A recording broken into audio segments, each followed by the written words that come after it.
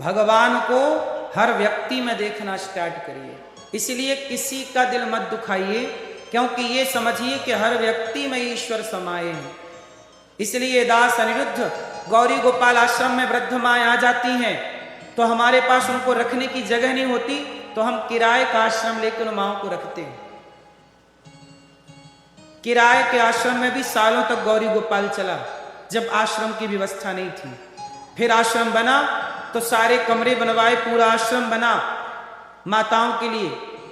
कमरों में ये माताओं को आप देख सकते हैं टीवी पर, ये मैया हैं, इनके अपनों ने घर से निकाल दिया। ये दिल्ली की माता है, वृंदावन से दिल्ली 3 घंटे का रास्ता है। इनका बेटा आता ही नहीं, अब इनकी आखिरी सांसें ही चल रही है, बहुत वृद्ध हो गई हैं। और ये साल 2 साल, अधिक से अधिक 3 साल और क्या। लेकिन क्या मजाल के बेटा, अब बताओ मैं इन माओं की, ये देखो ये माओं का हॉल है, इन माओं के रहने की इस तरह की व्यवस्था है, सब अटैच है, लेट बात अटैच है, हर माँ का बिस्तर है, हर माँ का अपना समय पे भोजन मिलता है, समय पे दूध मिलता है, समय पे नाश्ता मिलता है। अब बताइए मैं इन माओं को फुटपाथ से उठा के ले आता हूँ, कई बार मुझे फुटपाथ पर मिल जाती हैं, फुटपाथ से ले आता हूँ। जरूरतमंद जहां मिल जाए, कोई बेटा अपनी माँ को छोड़ के चला जाता है, मैं उनके पांव दबाता हूँ। बताइए इन माओं की सेवा करना धर्म है या अधर्म है? इसलिए आप ही बताइए, इन माओं की सेवा करके हम ठीक कर रहे हैं कि गलत कर रहे हैं? इन माओं के चरण जब हम दबाते हैं तो हमें यही लगता है कि हम माओं के पांव नहीं, भगवान के पांव दबा रहे हैं, क्योंकि ये रूप ईश्वर का ही है। आप कैसे पहचानेंगे? इसलिए कहता हूं कि इन माओं की सेवा आप भी करिए। मैं आप लोगों से भिक्षा मांग मांग करके ना ऐसी 309 माओं की सेवा करता हूं। आपके बीच में आया हूं तो केवल इसलिए कि इन माओं के लिए 2 रोटी कमा के ले जाऊंगा और माओं की सेवा करूंगा, क्योंकि इन माओं के लिए रोटी तो चाहिए।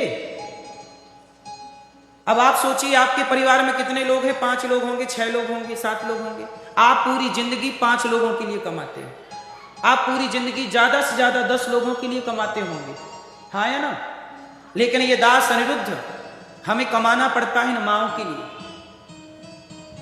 300 वृद्ध माएँ हैं, 309 इन माओं के पांव। अब सोचिए, मैं इन माओं के पांव दबाता हूं, इनके आंसू पहुंचता हूं उनको, इनके लिए दिन रात काम करता हूं। इस काम को लोग नहीं देखते और लोग कहते हैं अनिरुद्धाचार्य को फांसी दे दो, क्योंकि वो नारियों का अपमान करता है। कपड़े पहनने का बोल दिए तो अपमान हो गया। लोगों को ये आंखें नहीं थी जब ये सेवा चल रही थी गौरी गोपाल में। कोई ये कहने तो नहीं आया कि लो भैया हमारी तरफ से भी आज माओं को भोजन करा देना। साथ देने नहीं आए, गाली देने आ गए, धरना प्रदर्शन देने आ गए, पुतला जला दिया मेरा। साथ देने कौन? पूछो इन पुतला जलाने वालों से कि गौरी गोपाल में कभी रोटी लेके आए कि आज हमारी तरफ की रोटी माताओं को खिला देना। रोटी देने वाले नहीं है साहब, गाली देने वाले ढेर हैं। और इतनी गालियां खाने के बाद भी मैं आप लोगों से रोटी की उम्मीद करता हूं कि आप इन माओं को रोटी देंगे। आज के युग में सबसे कठिन काम यही है। बुरा करेगा कोई, उसे कोई कुछ ना बोलेगा। मैं कैसे कैसे रोटी कमाता हूं, कैसे कैसे काम करता हूं, आप बताइए। इन 300 माताओं के अतिरिक्त 150 बच्चे हैं गौरी गोपाल में। इन माओं को उठा के मैं जितना बन पड़ता है अच्छी से अच्छी सेवा करता हूं।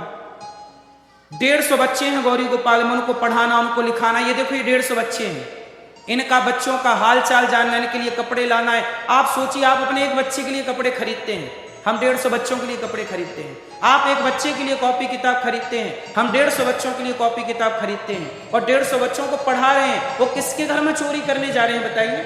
ना तो हम चोरी कर रहे हैं किसी घर में, ना डाका डाल रहे हैं, ना किसी को परेशान कर रहे हैं, भीख मांग मांग के सेवा कर रहे हैं। तो मुझ भिखारी के पीछे भी लोग पड़े, बोले अनिरुद्धाचार्य को फांसी होनी ही चाहिए।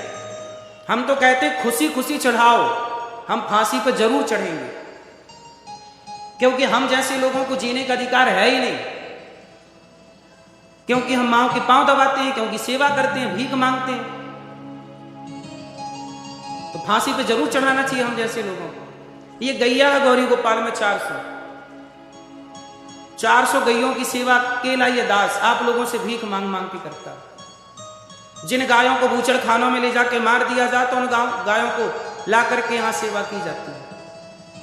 फिर भी ये दुनिया ये काम नहीं देख पाती, लोग ये अच्छाई नहीं देख पाते कि वो एक आदमी दिन रात काम कर करके सेवा कर रहा है, एक व्यक्ति के पीछे पूरी मीडिया पड़ जाती है। सोचिए, मुझे केवल बदनाम करने के लिए पूरी मीडिया जान लगाती है। सोचिए, मैं तो एक मीडिया, आजकल मीडिया इतना बड़ा है ना, मीडिया, मैं तो मीडिया के आगे तिनका हूं, तिनका। कब ये मीडिया मुझे मसल के चली जाए कोई नहीं जानता, लेकिन मुझे मसल के भी क्या पाओगे। मैं चाहता हूं कि मैं एक स्कूल बनाऊं। अब देखो, ये हजारों संत भोजन करते हैं गौरी गोपाल में, इन संतों को रोटी देने ना आएंगे, अनिरुद्धाचार्य के पुतले जरूर जलाएंगे, मेरे ऊपर FIR दर्ज करेंगे, चलो अनिरुद्धाचार्य को जेल में डालते हैं, अनिरुद्धाचार्य को गाली देते हैं। लोग बोले कि अनिरुद्धाचार्य को जूते मारो। क्यों जूते मारो? क्योंकि वो भीख मांग के सेवा कर रहा है। पूछो इन लोगों से कि मैंने तुम्हारे से क्या लिया है और तुमने दिया क्या है।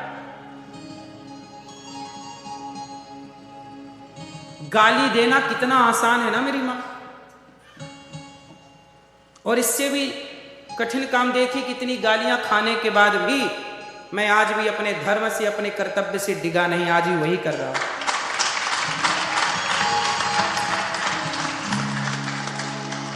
मेरी जगह कोई और होता तो आत्महत्या कर लेता। आप लोग कहती हो ना मैया कि हम सबके साथ भला करते, हमारे साथ बुरा क्यों होता है? इसका उदाहरण तो मैं ही हूं। मैं कौन सा बुरा कर रहा हूं? कोई व्यक्ति नहीं कह सकता कि मैंने किसी के साथ बुरा किया। कोई व्यक्ति नहीं कह सकता कि मैं किसी का 1 रुपए खाया हूं। किसी के साथ मैं चीटी भी नहीं मारता, मुझे डर लगता है, क्यों मारूं? आप बताइए कि मेरे पहले भी आपने किसी को इस तरह से माताओं के पांव दबाते देखे हैं? अपनी मां के तो सब पांव दबा सकते हैं, गैरों की मां के पांव आज तक किसको देखा अपने दबाते?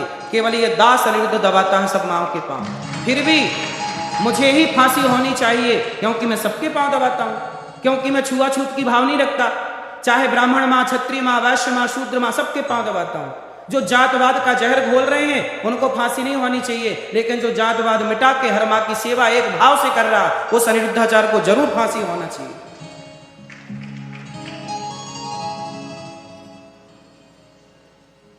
मैं एक स्कूल बनाने जा रहा हूं जहां पर कक्षा 1 से लेकर 12वीं तक बच्चे पढ़ेंगे। CBSE बोर्ड का स्कूल होगा। आज CBSE बोर्ड की पढ़ाई कितनी महंगी है, लेकिन उस स्कूल की कल्पना मैंने की और मैंने सोचा कि मैं स्कूल बनाऊंगा जहां बच्चे पढ़ेंगे, 7000 बच्चे पढ़ेंगे।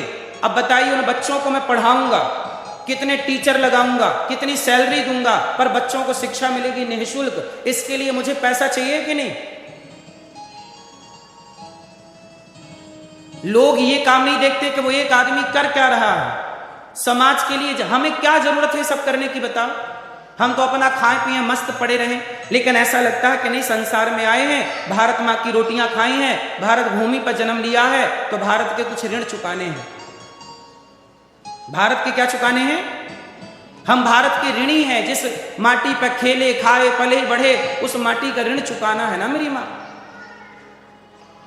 तो मेरी माँ उस माटी का ऋण चुकाने के लिए मुझे लगा कि मैं और क्या करूं, तो मैं एक स्कूल बनाना चाह रहा हूं जहां स्कूल में CBSE बोर्ड की शिक्षा होगी और सारे बच्चों को निःशुल्क पढ़ाऊंगा। और केवल शिक्षा नहीं, संस्कार देकर के बच्चों को आगे बढ़ाऊंगा। और आप अमेरिका, लंदन, जापान, पेरिस के लोग भी अपने बच्चों को गर्मियों की 1 महीने की छुट्टी में वहां भेजकर मेरे पास भेज सकते हैं। उन बच्चों को मैं 1 महीने की कोचिंग देके आपके सनातन धर्म के संस्कार 1 महीने में देके। ये बताओ, जो मैं सोच रहा हूं गलत सोच रहा हूं? मैं अपने लिए सोच रहा हूं? ऐसे में कौन सोचेगा? जब इतना करने के बाद भी लोगों को गाली ही देना है। एक महिला मेरे से बोली कि देशद्रोही है, मेरे को बोले अनिरुद्धाचार्य ने ऐसा बोला, ये देशद्रोही है, इसे जूते मारना चाहिए, इसे फांसी देना चाहिए। इतना हम क्यों सुन रहे हैं? केवल इसलिए कि समाज की सेवा हो रही है तो होती रहे।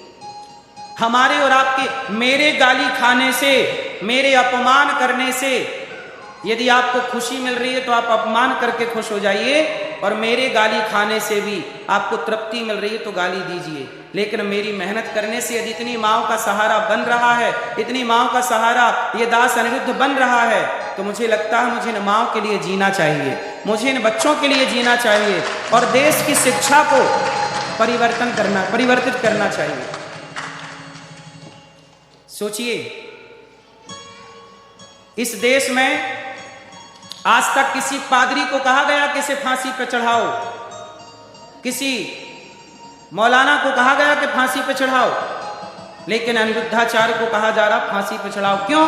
क्योंकि मैंने सिर्फ इतना कहा कि लिविन में रहना गलत है। इस लिविन का विरोध करने का दंड यह है कि फांसी। बताइए, ये देश सीता और सावित्री का है या नहीं? भारत बोलो। तो जो देश भारत सीता और सावित्री का है, उस देश में सीता और सावित्री जैसी नारियों की ही तो कामना होगी। राम जैसे मर्यादा पुरुषोत्तम पुरुषों की तो कामना होगी। पुरुष भी मर्यादा में रहे, स्त्री भी मर्यादा में। आप भी तो अपने बच्चों को यही सिखाती हो, समझाती हो, और यही बात हमने कही तो गलत क्या कही?